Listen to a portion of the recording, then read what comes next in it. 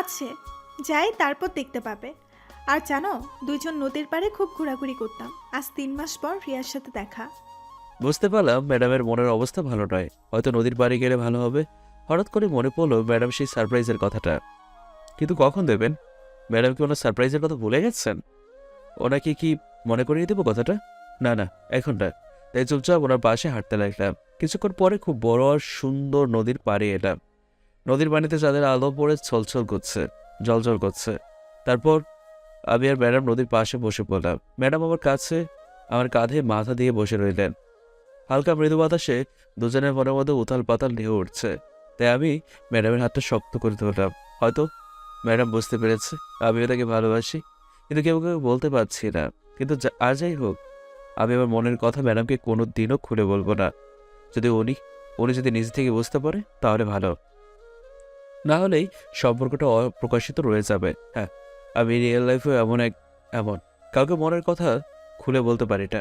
আর সেদিন দুজন দুদিকে রব, কিন্তু এমনটা আমি মন থেকে কোনো দিনও চাইবো না। কিছুক্ষণ পর ম্যাডামের গলার আওয়াজ শুনে বাস্তবে ফিরলাম। আচ্ছা জিসান, যদি সময়টা এখানে থমকে যেত তাহলে কত ভালো হতো, তাই না? হুম, খুব সুন্দর মুহূর্ত, যা আমি কখনো ভুলতে পারবো না।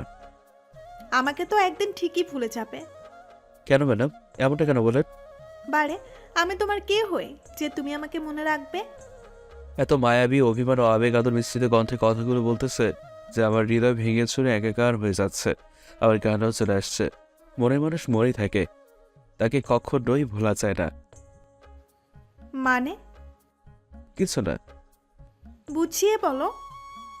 আপনি তো আর অবুঝ নন যে বলে বোঝাতে হবে। প্লিজ জিসান, বুঝিয়ে বলো। আমি আর পারছি না এই দূরত্ব সহ্য করতে।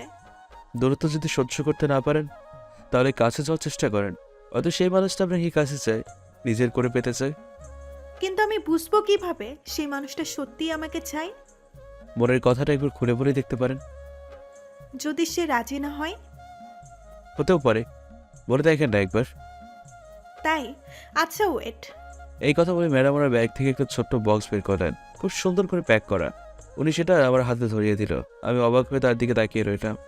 এখন হয়তো ম্যাডাম ওনার মনের কথা বলতে চায়, কিন্তু সেই কথা না বলে বক্স ধরিয়ে দিল। তাই ম্যাডামকে জিজ্ঞেস করলাম, কি এটা? এটা হলো আমার সুখ ও দুঃখের চাবিকাঠি। মানে?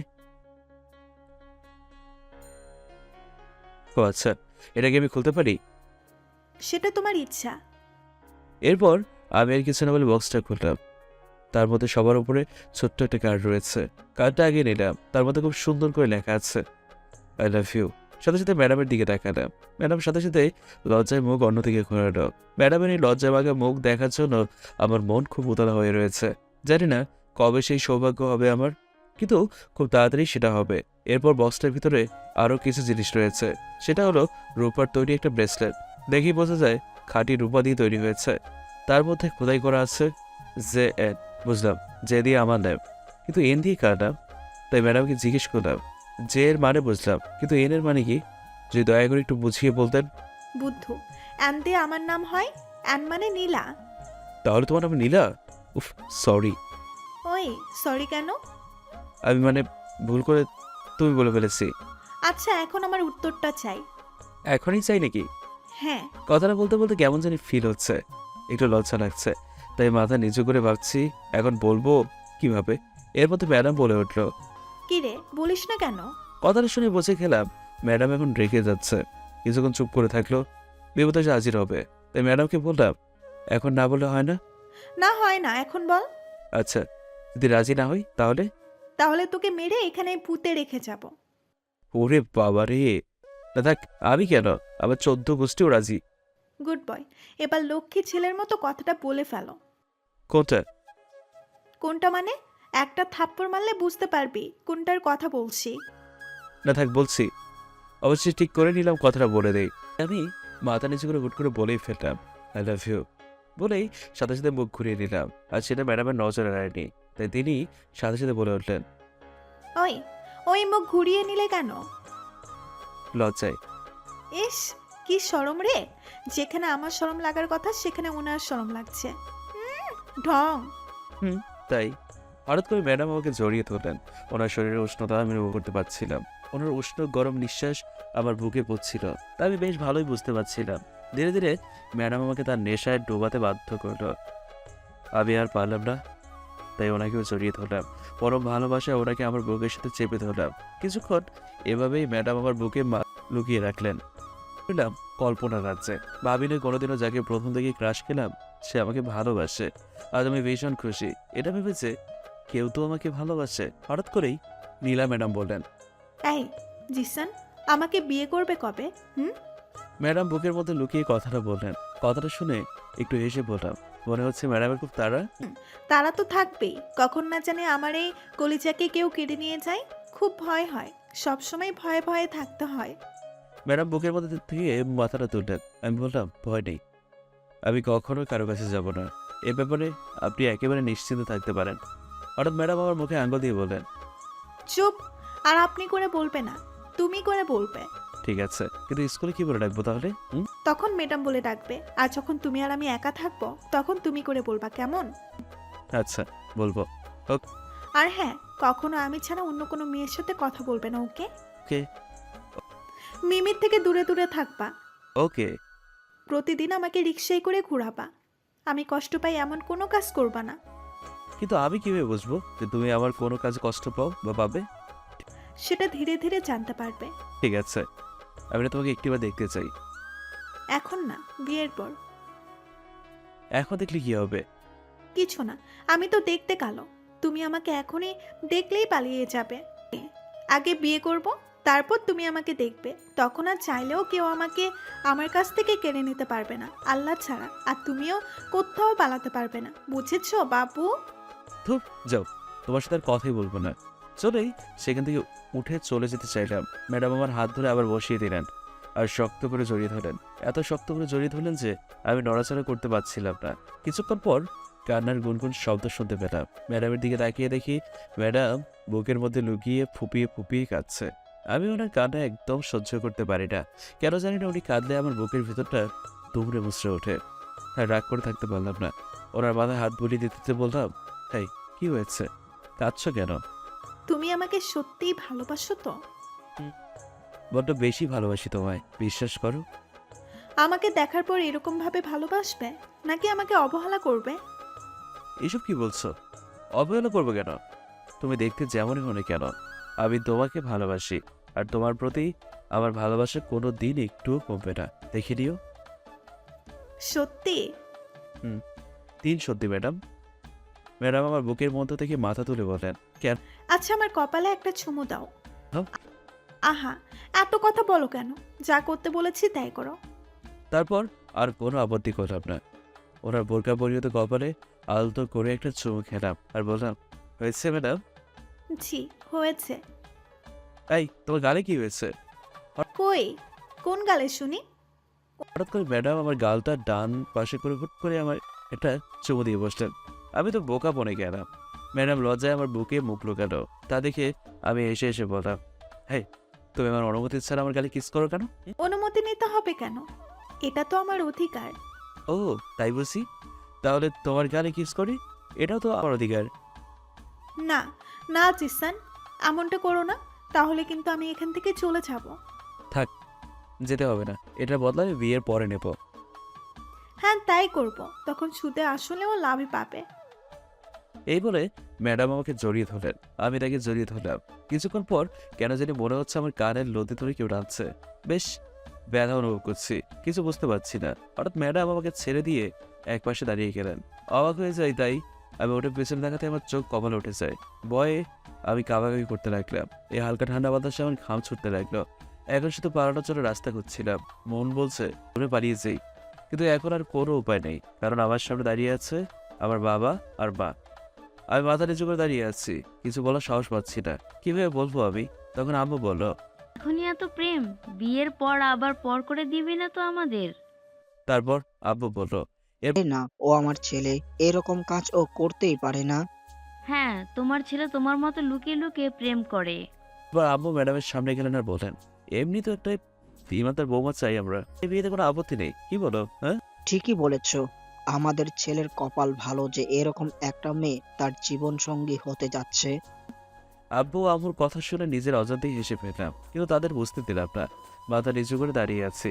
আর চোখে তাকিয়ে দেখি ম্যাডাম আম্মুর পা ধরে সালাম করলো। তারপর আব্বুকেও একইভাবে সালাম করলো। এরপর ম্যাডাম আমার পাশে দাঁড়িয়ে বললো, তা দেখে আব্বু বললো, বাহ, দুজনকে কি সুন্দর মানিয়েছে। ঠিক বলেছ, খুব মানিয়েছে ওদের। চুপ করে আছি তখনও। আমি অবাক হয়ে গেলাম। এটা ভেবে যে তারা ম্যাডামের নাম ঠিকানা পরিচয় না জেনে তাকে মেনে নিল। এটা কি করে সম্ভব? ওরা কি ম্যাডামকে আগে থেকে চিনতো নাকি অন্য ওরা কি ম্যাডামকে আগে দেখেছেন? তা না হলে বললো কি করে যে আমাদের দুজনকে মানিয়েছে? ম্যাডাম তখনও বোরকা পড়েছিলেন। তারা একটি বারও বললেন না ম্যাডামকে দেখার কথা। তাহলে সত্যি ওরা ম্যাডামকে চিনত। আর কিছু ভাবতে পারছি না। আমার মা বাবা ম্যাডামকে আগে থেকে চিনে আর আমি থেকে চিনি না? না না, এটা হতে পারে না। আমিও নিশ্চয়ই ম্যাডামকে চিনি, কিন্তু বুঝবো কিভাবে? উনি তো বিয়ের আগে আমাকে তার মুখ দেখাবেন না। হঠাৎ আব্বুর ডাক শুনে বাস্তবে ফিরলাম। এই যে নবাবের ছেলে, আর লজ্জা পেতে হবে না। আপনাদের বিয়ের আয়োজন করতে হবে। আমি মাথা নাড়িয়ে হ্যাঁ বললাম। এখন চলো, আমি তোমার স্যারের সাথে কথা বলেছি, তারা তোদের যাওয়ার অনুমতি দিয়েছে। তারপর সবাই গাড়িতে গিয়ে বসলাম। আব্বু গাড়ি ড্রাইভ করছে, আম্মু তার পাশে বসে আছে। আমি আর ম্যাডাম পিছনের সিটে বসলাম। এমনিতেও রাত চারদিকে গুটগুটো অন্ধকার বিরাজমান। এরপর ম্যাডাম আমার পাশে বসে বারবার আমাকে চিমটি দিচ্ছে। এখনই যত চালায় না, না জানি বিয়ের পর কত চালাবে। চুপচাপ শুধু ম্যাডামের করা অত্যাচারগুলো সহ্য করে যাচ্ছিলাম। ভোরের দিকে আমরা সবাই বাসায় পৌঁছে গেলাম। অতঃপর আব্বু আর নীলা ম্যাম এক রুমে শুয়ে পড়েছেন। আমি আর আব্বু আমার রুমে শুয়ে পড়লাম। এই প্রথম আব্বুকে দেখেছি আম্মুকে ছেড়ে একা ঘুমাতে। আমি তো জানি আম্মু পাশে না থাকলে আব্বুর ঘুম হয় না। হয়তো আম্মুরও একই অবস্থা, দুজন দুজনকে অনেক ভালোবাসেন। তাই তো নিজের একমাত্র ছেলের ভালোবাসা হাসি মুখে মেনে নিলেন। কারণ তারা ভালো করে জানেন আপন মানুষ কি কাছে না পাওয়ার যন্ত্রণা কি। অবশ্যই সকাল হয়ে গেল। আমি বেশিক্ষণ ঘুমাতে পারিনি। সকালে আব্বুর ডাকে ঘুম ভেঙে গেল। এরপর আব্বুকে দেখলাম তার ঘুম হয়নি, কারণ তার চোখ দেখেই বোঝা যায়। আমি তা না দেখার ভান করে ফ্রেশ হতে চলে গেলাম। ফ্রেশ হয়ে এলাম খাবার টেবিলে। এসে দেখি মা আর ম্যাম কিচেনে। ম্যাডামের পরনে কালো বোরকা ছিল, একদম আমার মতোই কাজ করছে। দেখতে পেলাম না রান্না করার সময় ম্যাডামকে কেমন দেখায়, ব্যাড লাগ। অবশেষে নাস্তা পরিবেশন করা শেষ হলো। ম্যাডাম আমার পাশে বসেছে আর আব্বু আম্মু একসাথে বসেছেন। আমি মনে মনে বলছি, এখন কি হবে ম্যাডামের? এখন তো ওনাকে দেখেই ছাড়বো, নিকেট মাত্রে খাবে কিভাবে? এসব ভেবে ওনার দিকে তাকিয়ে মুচকে হাসি দিচ্ছিলাম। ম্যাডামও তো বুঝতে পারছে আমি কেন আসছি, তাই ম্যাডাম বললেন, আন্টি যদি কিছু না মনে করেন তাহলে কি একটা কথা বলতে পারি? বলো মা, কি কথা বলবে? যদি কিছু মনে না করেন তাহলে কি আমি খাবারটা অন্য রুমে খেতে পারি? সবাই করে ম্যাডামের দিকে তাকিয়েছিলাম। যেতে পারো, তবে এক শর্তে। জি বলুন। এখন থেকে আমাকে মা বলে ডাকতে হবে। ঠিক আছে মা, আমি তাহলে যাই। ঠিক আছে, যাও। তারপর ম্যাডাম ওনার খাবারটা নিয়ে চলে গেলেন আম্মুর রুমে। আমি বোকার মতো বসে রইলাম। চান্সটা মিস করলাম। এখন আর উপায় নেই যে লুকিয়ে গিয়ে দেখবো। দেখতে গেলে আম্মুর কেরানি খেতে হবে। খাওয়া দাওয়া শেষ করে আমি আমার রুমে চলে এলাম। আজ স্কুল বন্ধ। হঠাৎ আব্বু আমার রুমে এসে বললেন, এই নে, এটা পরে নে। একটা শপিং ব্যাগ হাতে দিয়ে বলল, এটা কি আব্বু? খুলে তো দেখ। তারপর প্যাকেট থেকে জিনিসটা বের করে দেখলাম এটা একটা গোল্ড কালারের পাঞ্জাবি। অবাক হয়ে আব্বুকে জিজ্ঞেস করলাম, এটা দিয়ে কি করব? কি করবি মানে? এটা পরে জলদি বাইরে আয়। কিন্তু কেন সেটা তো বলবে। বাইরে আয়, তাহলে বুঝতে পারবি। আচ্ছা। অতঃপর আব্বু হাসতে হাসতে বাইরে চলে গেলেন। আমি বুঝতে পারলাম না আব্বু কেন হাসছে।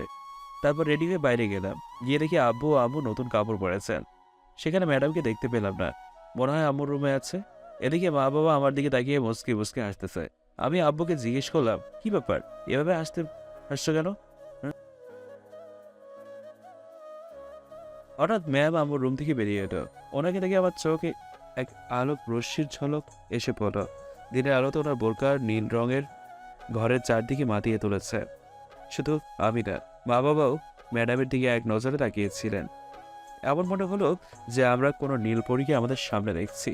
ম্যাডাম আমার সামনে এসে প্রথমে আব্বু আম্মুকে সালাম দিল। আসসালামু আলাইকুম। আপু আম্মু, আমাকে এভাবে কেন দেখছেন? আমাকে কি এই পোশাকে দেখতে খারাপ লাগছে? আরে আরে না, তোমাকে খুব সুন্দর লাগছে।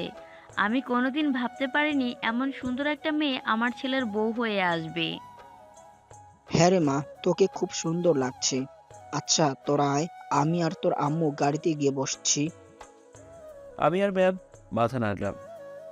তারপর বাবা মা চলে গেল। এদিকে ম্যাডাম আমার সামনে এগোচ্ছিল আর আমি এক পা দুপা করে পিছিয়ে যাচ্ছিলাম। হঠাৎ ম্যাডাম আমার কলার চেপে ধরলেন। তাই আমি বললাম, এই কি করছো, ছাড়ো বলছি। না না, ছাড়বো না। আগে বলো আমাকে কেমন লাগছে। তোমার না নীল রং ভালো লাগে, তাই তো নীল রঙের বোরখা পরলাম। বলো না আমাকে কেমন লাগছে। একদম পচা লাগছে দেখতে, এখন আমাকে ছাড়ো বলছি। না, আমি ছাড়বো না। তুমি মিথ্যে বলছো কেন? এবার কিন্তু আমি কান্না শুরু করে দিব। হ্যাঁ হ্যাঁ, কি বলে এসব? এখন যদি কান্না করে তাহলে আব্বু আমাকে কাঁচাই খেয়ে ফেলবে। তাই এবার সত্যিটা বলতে হবে।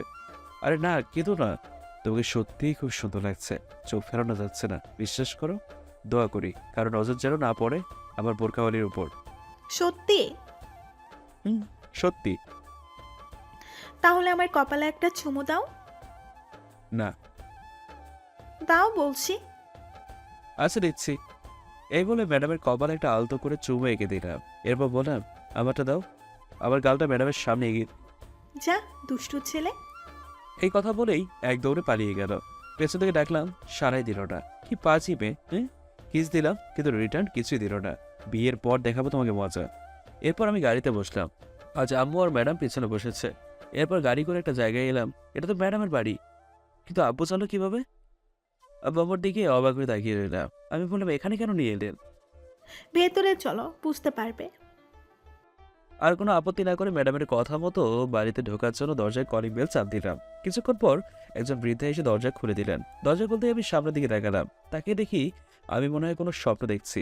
ভাবিনি আমার জন্য এত বড় সারপ্রাইজ রাখা ছিল। হঠাৎ সবাই আমার সামনে আসলো, এসেই বলল। চুপ করে রইলাম, অবাক হয়ে সবার দিকে তাকিয়ে রইলাম। সব থেকে ভালো আর পুরনো স্মৃতিগুলো মনে পড়ে গেল আজকে। যারা আমার সামনে দাঁড়িয়ে ছিল তারা সবাই ছিল আমার পুরনো স্কুল জীবনের, আর দুজন ছিল ল্যাংটা গানের বন্ধু। এখন তারা ভার্সিটিতে পড়ে, আমি পাতে। কিন্তু এতদিন বাদে এদের দেখে পাবো আমি কোনো দিনও আশা করিনি। আমাকে দেখে ওরা অনেক খুশি, তাদের থেকে বেশি আমি খুশি। ওরা আমাকে ভিতরে নিয়ে গেল। তারপর ম্যাডামের দিকে তাকিয়ে চোখের ইশারায় ম্যাডামকে ধন্যবাদ জানালাম। অনেকক্ষণ ধরে ম্যাডামের জন্য বসে আছি। ম্যাডাম ওনার রুমে আছে। এর মধ্যে রাকিব বলে উঠল, কিরে দোস্ত, শেষ পর্যন্ত ম্যাডামকে পটালি? আর কোনো মেয়ে পেলি না? আমি পটাইনি, এমনিতেই পড়ে গেছে। আর আব্বু আব্বু আমাদের সম্পর্কের কথা জানার পর তারা বিয়ে দিতে রাজি হয়ে গেছে। কিন্তু আমাদের একটা খটকা লাগছে, তোর ম্যাডাম আমাদের চিনলো কিভাবে? আর এখানেই বা কেন এসেছে? জানি না রে, এটা শুধু আব্বু আব্বু ম্যাডাম জানে। মানতেই হবে বস, তুই খুব লাকি। হয়তোবা। তারপর আরো অনেক কথা বলে বসে রয়েছে সোফায়। হঠাৎ ম্যাডাম রুম থেকে বেরিয়ে এলেন, সাথে করে ট্রেতে করে একটা কেকও নিয়ে এসছে। তা দেখে সবাই হাঁ করে তাকিয়েছিল। আমিও অবাক হয়ে যাই। তারপর ম্যাডাম সবাইকে উদ্দেশ্য করে বললেন, তুমি কি জানো আজকে তোমাদের এখানে কেন ডেকে আনা হয়েছে? আমিও সবাই মাথা নাড়িয়ে না উত্তর দিলাম, শুধু বাবা বাবা দেয়। তোমরা কি জানো আজকে তোমাদের এখানে কেন ডেকে আনা হয়েছে? আজ তোমাদের এই জন্য ডেকে আনা হয়েছে কারণ আজ তোমাদের বন্ধু জিসানের জন্মদিন। কথাটার সাথে সাথে সাথে আমি অবাক হয়ে ম্যাডামের দিকে একবার চোখ তুলে তাকালাম। আর সবাই আমার কাছে এসে অভিনন্দন দিতে শুরু করেছে। অনেকে সরিও বলছে, কারণ তাদের মনে ছিল না যে আজ আমার জন্মদিন। ওদের কীভাবে মনে থাকবে? আমারই তো মনে নেই যে আজ আমার জন্মদিন। আর কিছু বাবার আগে ম্যাডাম আমার হাত ধরে বললেন। জিসান, আসো কেকটা কাটো। আমি কোনো কথা বললাম না, কেকের সামনে গিয়ে দাঁড়ালাম। ম্যাডাম আবার বললেন, মা বাবা, তোমরা এখানে দাঁড়িয়ে আছো কেন? এখানে এসো।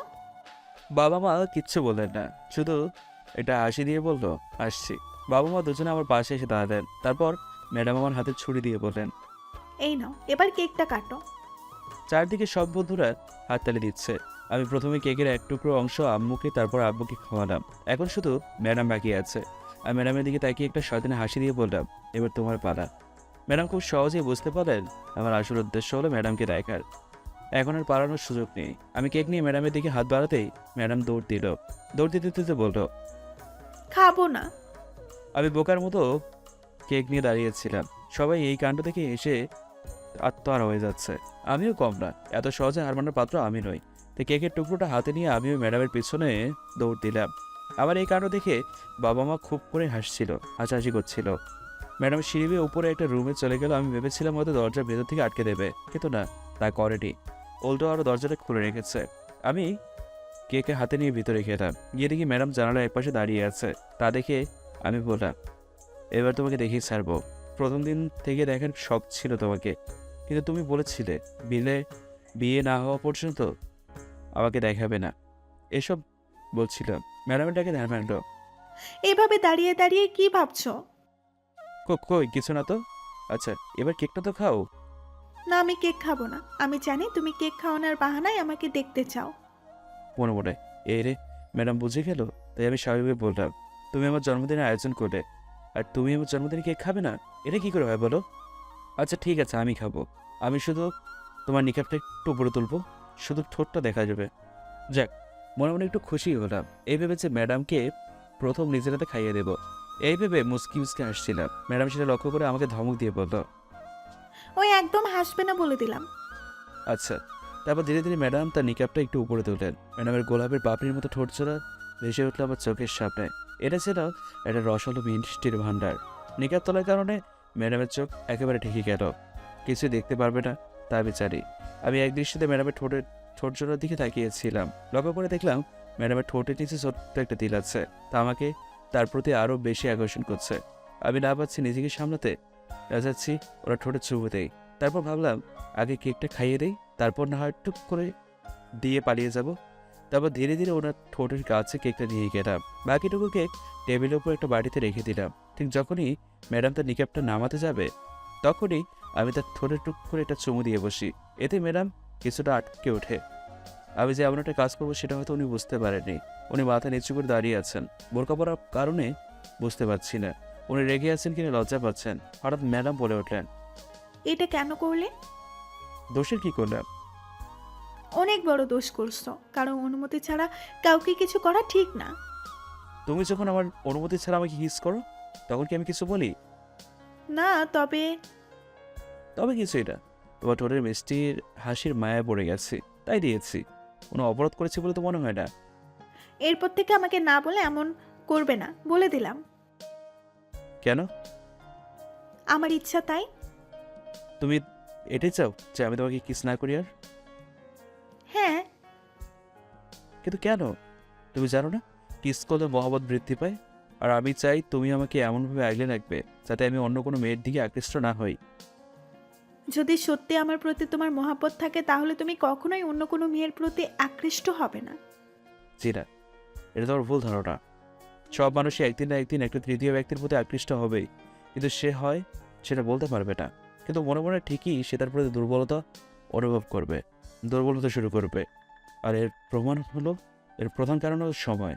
সময় এমন একটা জিনিস যা সব কিছু ভুলে যেতে সাহায্য করে। সময় স্মৃতির পাতায় লেগে থাকা কষ্টগুলোকেও একদিন ফুলিয়ে দেয়। তখন কারোর জন্য আর মন উতলা হয় না, ও কারোর জন্য চোখের অশ্রুও গড়িয়ে পড়ে না। যদি কোনো নিশিরাতে অতীতের কথা মনে পড়ে যায়, তখন যদি চোখের কোনো জল জমে যায়, আর যদি সেই সময় তোমার পাশে তোমার সব থেকে ভালো বন্ধুও থাকে, আর সে যদি তোমাকে সান্ত্বনা দেয়, তাহলে তুমি তার প্রতি ধীরে ধীরে দুর্বল হতে বাধ্য হবে। এটা ভেবে যে তোমাকে ভালোবাসে না, কেন তুমি শুধু শুধু কষ্ট পাবে? তখন নিজেকে সামনে নিয়ে জীবন চলার পথে এগিয়ে যেতে থাকবে। আমার কথা বলা শিশুতেই ম্যাডাম আমার কথাগুলো মন দিয়ে শুনছেন, আর হয়তো বুঝতে পেরেছেন আমার কথা। হঠাৎ আমার পকেটে রাখা ফোনটা বেজে উঠলো, তাই আমি ভাবনার জগৎ থেকে বাস্তবে ফিরে এলাম। ম্যাডামের দিকে তাকিয়ে দেখি উনি এখনো মাথা নিচু করে দাঁড়িয়ে আছে। পকেট থেকে ফোনটা বের করে দেখলাম এটা মিমি ছাড়া কেউ নয়, কারণ মিমির নম্বর আমি দিয়ে সেভ করেছি। কলটা রিসিভ করতে যাব, ঠিক তখনই ম্যাডাম আমার হাত থেকে ফোনটা কিনে নিলেন। আমি একটু অবাকই শুরু বললাম, এই কি করছো? ফোনটা দাও। কে ফোন দিয়েছে? কেন জানো না? তোমার সতীন। মানে কে বলছো এসব? মানে হলো তুমি আর মিমি আমাকে ভালোবাসো, কিন্তু আমি ভালোবাসি তোমাকে। সেটা মিমি বুঝতে চায় না। ওর এখন অল্প বয়স, ওর মধ্যে শুধু আবেগটাই কাজ করছে। যদি উল্টাপাল্টা বলি তাহলে হয়তো কোনো দুর্ঘটনা ঘটতে পারে। আমি এত কিছু বুঝি না, ওর সাথে কথা বলবে না। এটাই আমার শেষ কথা, মনে থাকে যেন। বলেই ম্যাডাম ফোনটা এক আছাড়ে ভেঙে ফেলল। ফোনটা ভাঙার সাথে সাথেই আমার বুকের ভিতরটা মজা দিয়ে উঠল। জীবনের প্রথম ইনকাম করা টাকায় কেনা ফোনটা, আর আজকে ডিলে ফোনটা ভেঙে দিল।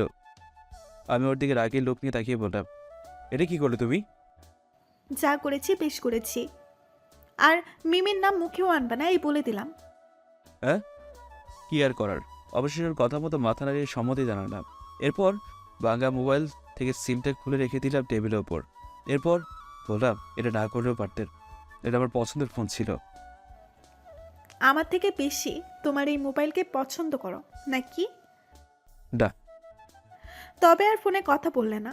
আমি তোমাকে ফোন এনে দিব, তাও তুমি মিমির সাথে কথা বা দেখা করতে পারবে না বলে দিলাম। আমি কিছু বলতে যাবো ঠিক তখনই আব্বু দরজা টোকা দিয়ে বলেন। তারপর দুজনে নিচে গেলাম। আব্বু সবাইকে উদ্দেশ্য করে বলেন, তোমরা সবাই আমার কথা মনোযোগ দিয়ে শোনো। তোমরা সবাই মোটামুটি অনেকেই জানো আমার ছেলে জিশান ও নীলা একে অপরকে ভালোবাসে। তাই আমি আর আমার স্ত্রী সিদ্ধান্ত নিয়েছি যে আগামী শুক্রবার ওদের 4 হাত এক করে দেব।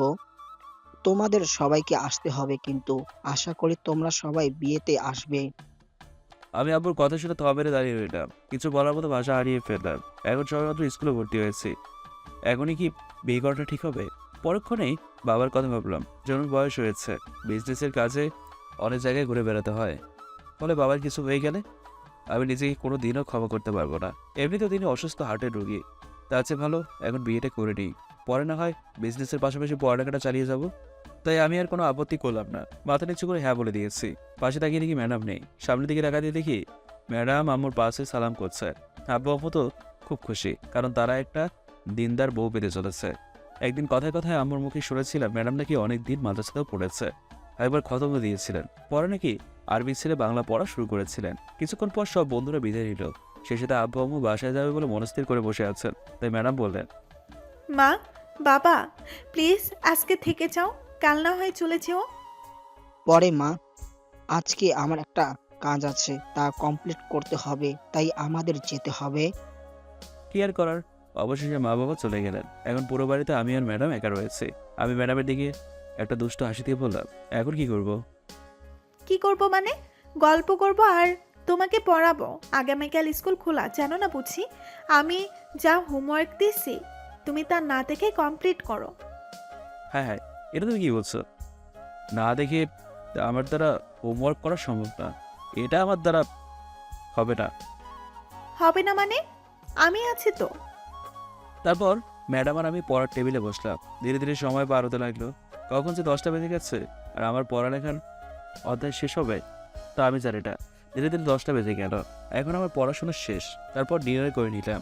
খাবার টেবিল থেকে উঠে রান্না করে গিয়ে ম্যাডামকে পেছন থেকে জড়িয়ে ধরে পড়ে তুলে নিই। ম্যাডাম এটা ছাড়া মোটেও প্রস্তুত ছিল না, তাই মাছের মতো লাফালাফি করছে আর বলছিল, ওই কুত্তা, কোলে নিলি কেন আমাকে? ছাড়, ছাড় বলছি, না হলে। এসে জবাব দিলাম, না হলে কি হবে শুনি? কিছু না, ছাড় বলছি। না হলে কি শুনি? এত সহজে তোমাকে ছাড়া যাবে না। ছেড়ে দেবারে যদি হতো তাহলে আর করে নিতাম না, বুঝলে ম্যাডাম? ম্যাডাম আবারও লাফালাফি শুরু করলো, কিন্তু আমার শক্তির সাথে পেরে উঠলো না। শেষমেশ আমার সাথে পেরে উঠলেন না, তাই আমার গলা জড়িয়ে ধরলো আর আমার বুকে মুখ লুকালো। আমি ধীরে ধীরে সিঁড়ি বেয়ে ছাদে উঠে গেলাম। আশেপাশে প্রকৃতি দেখে মনে হচ্ছে যে কোনো সময় বৃষ্টি হতে পারে। আকাশের দিকে তাকিয়ে দেখি আকাশে কালো মেঘে ঢেকে গেছে, চারদিকে নিস্তব্ধতা বিরাজ করছে আর আমার মনের মধ্যে এক অন্যরকম ফিলিংস হচ্ছে। আমি ম্যাডামের দিকে তাকালাম। ম্যাডাম আবার লজ্জা পেয়ে আমার বুকে মুখ লুকিয়ে রইলেন। আগামী শুক্রবার আমার আর ম্যাডামের বিয়ে। অথচ অবাক করার বিষয় হলো আমি ম্যাডামের সম্পর্কে কিছুই জানি না। আমি জানি না কে তার বাবা মা, আর উনি কি এতদিন যাবৎ একলা এখানে এই বাড়িতে আছেন, থেকেছেন। আমার ফ্যামিলির কাজ দেখে আমার মাথা গেল। প্রেম শুরু না হতেই বিয়ের জন্য লাফালাফি আরম্ভ শুরু করলো। ওনারা কি এতই বোকা যে তার একমাত্র ছেলের সাথে ম্যাডামের বিয়ে দিচ্ছে, তার সম্পর্কে কিছু না জেনেই, যে তার বংশ পরিচয় কি আর ম্যাডাম দেখতেই বা কেমন ইত্যাদি ইত্যাদি। কিন্তু আমার আব্বু আম্মু ম্যাডামের সম্পর্কে কিছুই খোঁজ নিলেন না। এই প্রশ্নগুলো আমার মাথায় ঘুরপাক খাচ্ছে বারবার। এই প্রশ্নের জবাব শুধু একজনে দিতে পারবে, আর সে হলো আমার বোরকাওয়ালি ম্যাডাম। ম্যাডামকে আমি কোল থেকে নামিয়ে বসিয়ে দিলাম ছাদের দোলনার ওপর। ম্যাডাম লজ্জায় কোনো কথা বলতে পারছে না, মাথা নিচু করে আছে। এটা দেখে আমি হেসে ফেললাম। আমার হাসি দেখে ম্যাডাম মাথা তুলে আমার দিকে দেখালো, আর আমি হাসতে হাসতে বললাম, এই যে ম্যাডাম, এত লজ্জা পেতে হবে না। আর কিছুদিন পর থেকে তো নিজেই কোলে উঠতে চাইবেন, তখন আর নামতে ইচ্ছে করবে না আপনার। জি না, আমার এমন কোনো ইচ্ছা নাই। তাই নাকি? তাহলে তো ভালোই হবে। আমাকে আর কোনো 18 বস্তায় করে নিতে হবে না। ওই, কিছু বললে?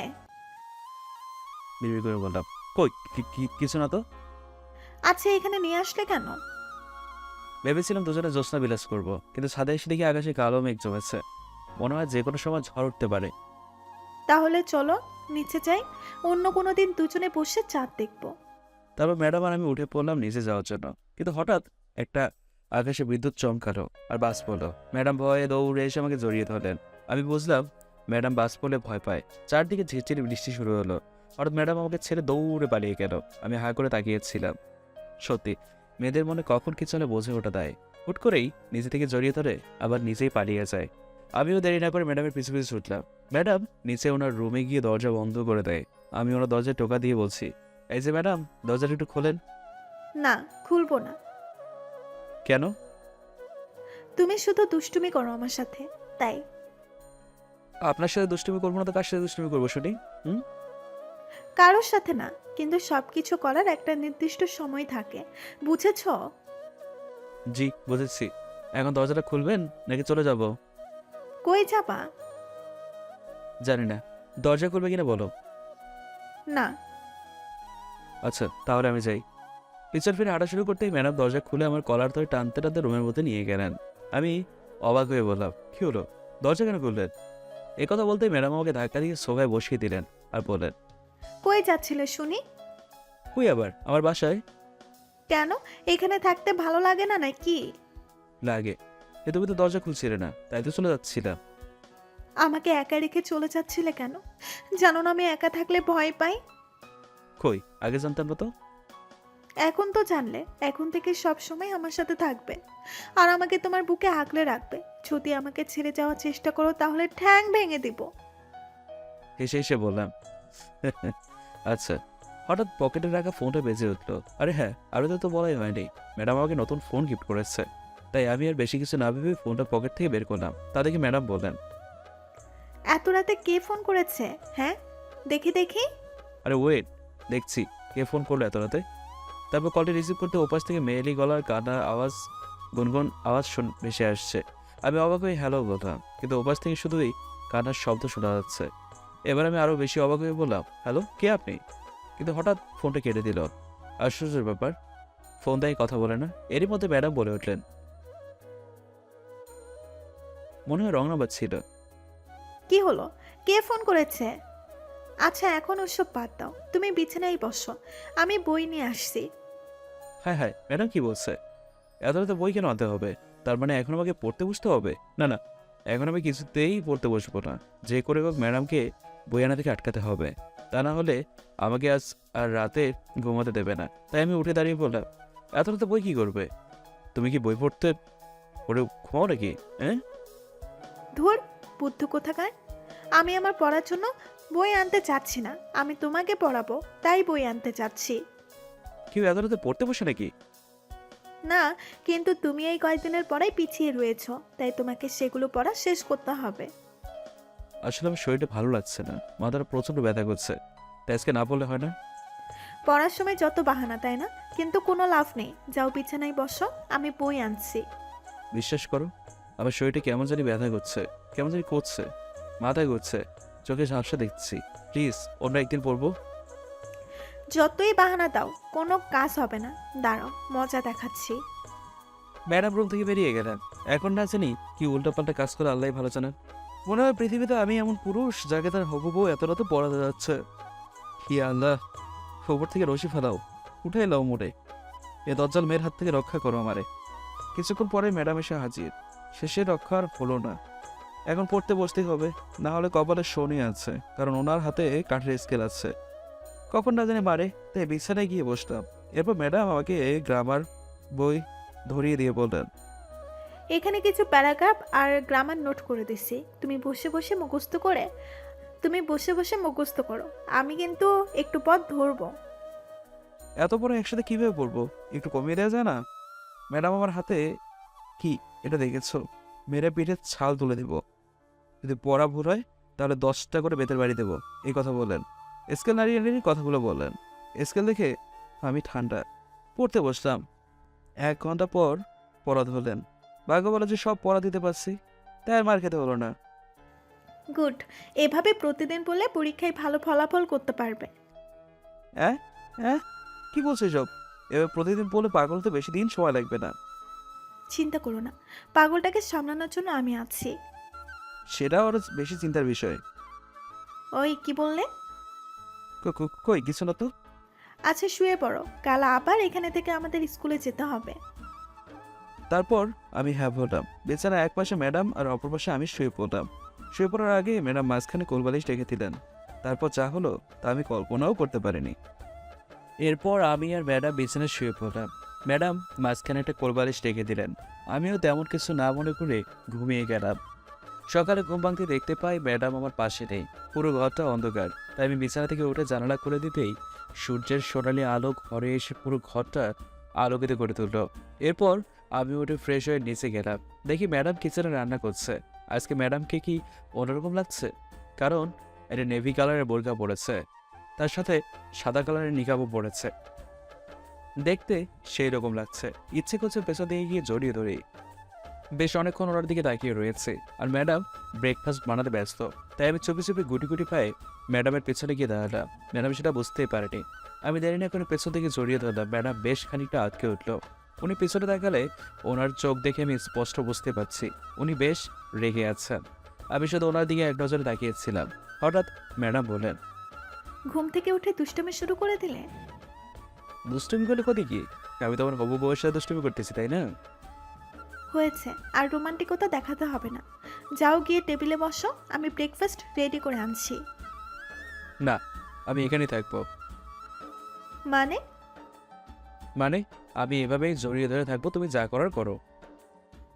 এইভাবে তোমার আর আমার দুজনেরই লেট হবে স্কুলে যেতে, তাই বলছি কি গিয়ে বসে পড়ো। আচ্ছা যাবো, কিন্তু এক শর্তে। আবার কি সত্য? প্রথমত আমাকে আমার গালে একটা চুমু দিতে হবে, আর আমাকে নিজের হাতে খাবার খাইয়ে দিতে হবে। এ আইসে, যাও তো, যত সব আতিক্ষাতা, পারবো না কিছু করতে। তাহলে আমি এভাবে জড়িয়ে ধরে থাকবো যতক্ষণ না আমার শর্ত পূরণ হচ্ছে। ম্যাডাম কিছু না বলে হুট করে আমার গালে একটা চুমু বসিয়ে দিলেন। আমি এর জন্য একদম প্রস্তুত ছিলাম না। ম্যাডাম বললেন, প্রথমটা হয়েছে, এখন টেবিলে যাও, আমি আসছি। আমি বাধ্য ছেলের মতো তার কথায় কিচেন থেকে বেরিয়ে টেবিলে বসে রয়েছি, আর ম্যাডামের জন্য অধিক আগ্রহে বসেছিলাম কখন ম্যাডাম আসবে আর আমাকে তার হাতে খাইয়ে দেবে। হঠাৎ আমার পকেটে থাকা ফোনটা বেজে উঠল।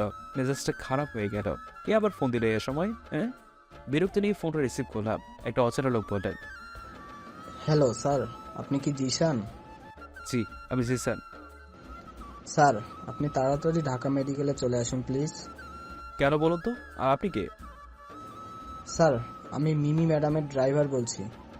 মিমি ম্যাডাম কাল রাতে সুইসাইড করার চেষ্টা করেছে। আপনি প্লিজ তাড়াতাড়ি ঢাকা মেডিকেলে চলে আসুন, তাকে এখানে ভর্তি করা। কথাটা শোনা মাত্র আমি থমকে গেলাম। এটা আমি কি শুনলাম? নিজের কানকে যেন বিশ্বাস করতে পারছিলাম না। আমি কি করব বা কি বলবো কিছু বুঝতে পারছি না। হঠাৎ সেই লোকটি আবার বলল, হয়েছে। কি হলো স্যার, কথা বলছেন না কেন? প্লিজ তাড়াতাড়ি আসুন।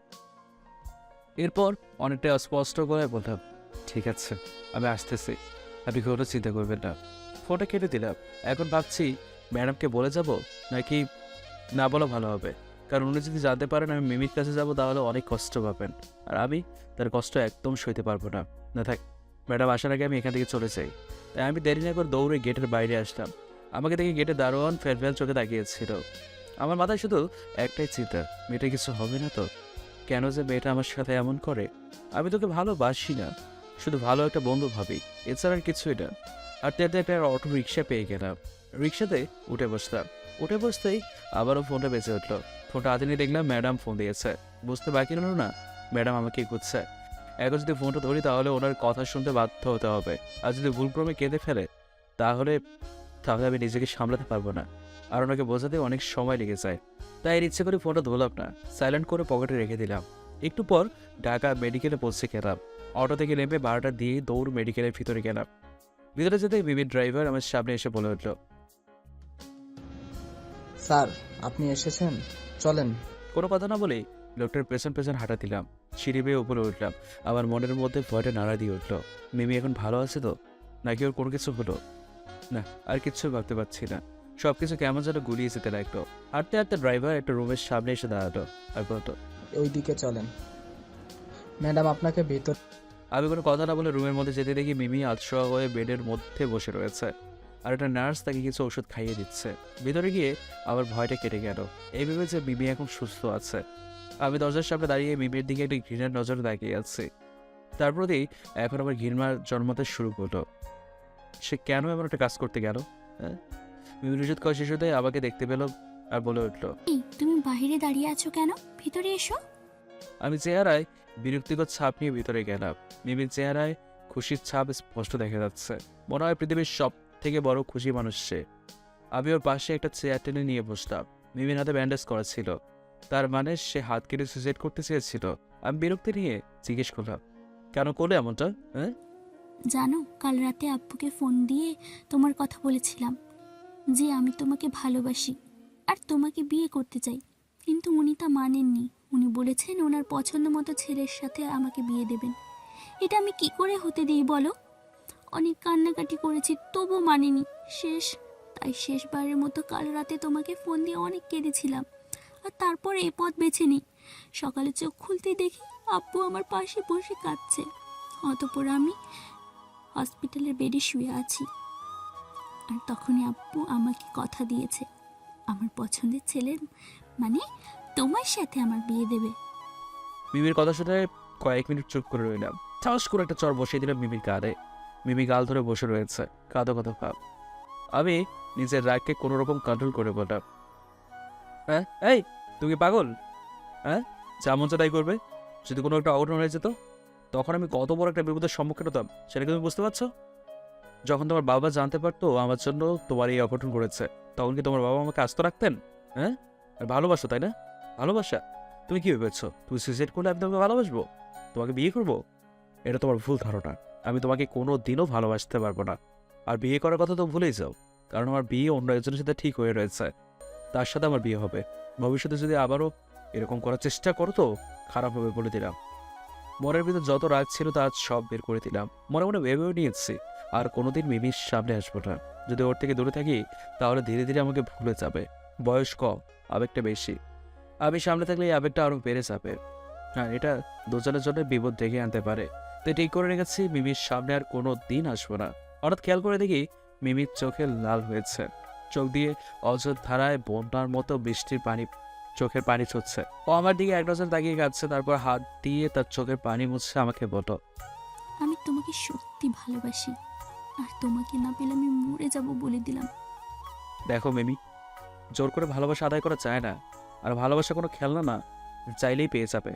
ভালোবাসা হয় দুটো মনের বেরোটে, যেখানে আমি তোমাকে না অন্য কাউকে ভালোবাসি। আর তোমার ভালোবাসা একতরফা।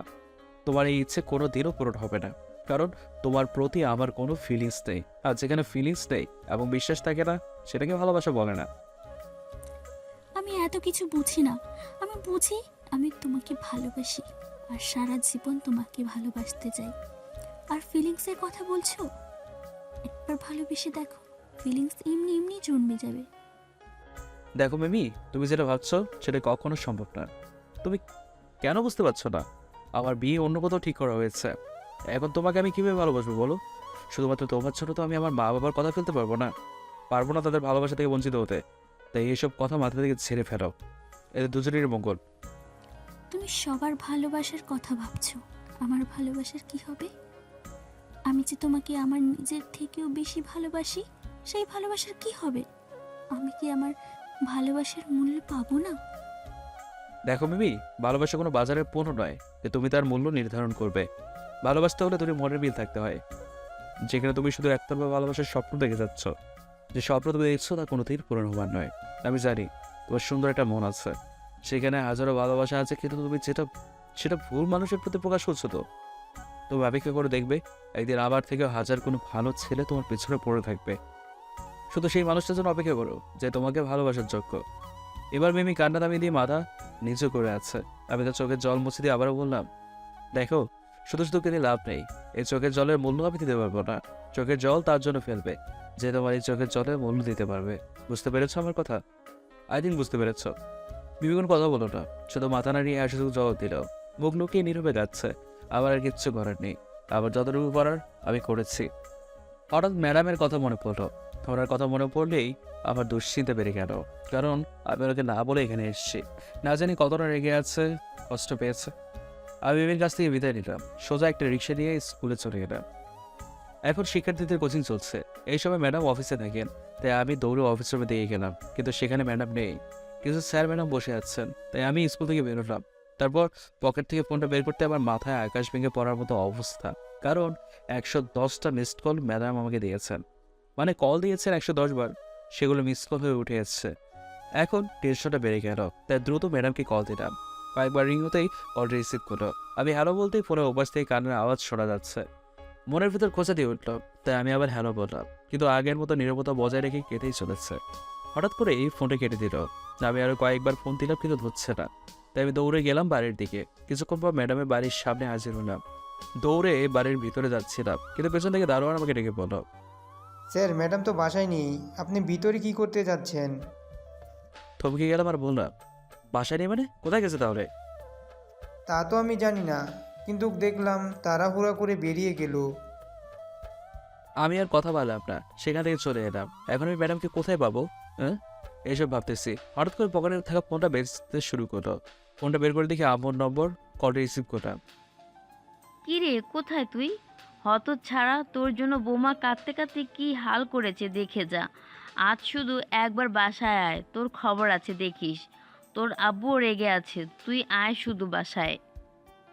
আমি খুশি হব না দুঃখী হব বুঝতে পারছিলাম না। তবে একটু হলেও বুঝতে পেরেছি ম্যাডাম আমার উপর অভিমান করেছেন, যার জন্য কান্না করছে। আমিও কি বোকা, ম্যাডামকে কিছু না বলেই মিমিকে দেখতে চলে গিয়েছিলাম। ম্যাডামও তো আমাকে খুঁজতে খুঁজতে আমার বাসায় গেছেন। তাই আমিও ফোনটা কেটে রিক্সা নিয়ে বাসার সামনে এসে নামলাম। এরপর বাসার ভিতরে ঢুকলাম। ঢুকতে না ঢুকতেই আম্মুর বকা ও আব্বুর ছাড়ি শুনতে হলো। তাদের সামনে চুপ করেছিলাম। তার মধ্যে আম্মু বলল, উপরে যা, বৌমা তোর রুমে বসে আছে। আমি মাথা নাড়লাম। এরপর সিঁড়ি বেয়ে উপরে চলে এলাম আবার রুমের সামনে। দরজা দিয়ে উকি দিয়ে মেরে দেখি ম্যাডাম জানালা ধরে দাঁড়িয়ে আছে। বুঝে গেলাম এখনও রেগে আছে। তাই আমি গুড়ি গুড়ি পায়ে এগিয়ে গেলাম জানালার দিকে। হঠাৎ ম্যাডামের গলা আওয়াজ শোনা গেল। একদম কাছে আসার চেষ্টা করবি না বলে দিলাম। থমকে দাঁড়িয়ে রইলাম। অবাক হলাম, কারণ ম্যাডাম এখনও জানালার দিকে মুখ করে দাঁড়িয়ে রয়েছে। ম্যাডাম কি করে বুঝলেন যে আমি রুমে এসেছি? যাক, সে বাদ দিয়ে বললাম, সরি। দেখো ওই কানে বললাম, আর এমনটা কোনো দিনও হবে না। এবার ম্যাডাম আমার দিকে দেখালো। আমি চোখ নামিয়ে নিলাম। শরমে নয়, ম্যাডামের গরম নজর দেখে। হ্যাঁ, উনি রেগে আছেন, তার চোখ দেখে বুঝতে পেরেছি। তাই আমি আবারও সরি বললাম, সরি ম্যাডাম। ম্যাডাম আবার মুখটা ঘুরিয়ে নিলেন। আমি আবারও সরি বললাম, সরি বললাম তো, আর এমন হবে না। কথাটা বলি ম্যাডামকে পেছন থেকে জড়িয়ে ধরলাম। এবার ম্যাডাম আর রাগ দেখে থাকতে পারলো না। সে আমার দিকে ঘুরে আমাকে শক্ত করে জড়িয়ে ধরলো। আমিও জড়িয়ে ধরলাম। কিছুক্ষণ চুপ থাকার পর, জানো আমি কতটা কষ্ট পেয়েছি তোমার এইরকম ব্যবহারে? আমি খুব কেঁদেছি, তোমাকে বারবার ফোন করেছি, তুমি রিসিভ করোনি। তুমি কোথায় গিয়েছিলে? ম্যাডাম বলল, ম্যাডামের প্রশ্নের জবাব আমার কাছে আছে, কিন্তু ওকে বললে হয়তো কষ্ট পাবে। আমাকে একটা মিথ্যে কথা বলতে হলো। বাহানা দিয়ে গলা গড়িয়ে দিয়ে বললাম, স্কুলে যাবে না নীলা? এখন তো অনেক সময় হয়ে আছে। না, আজকে যাব না। আজকে তুমি আর আমি শপিং করতে যাব।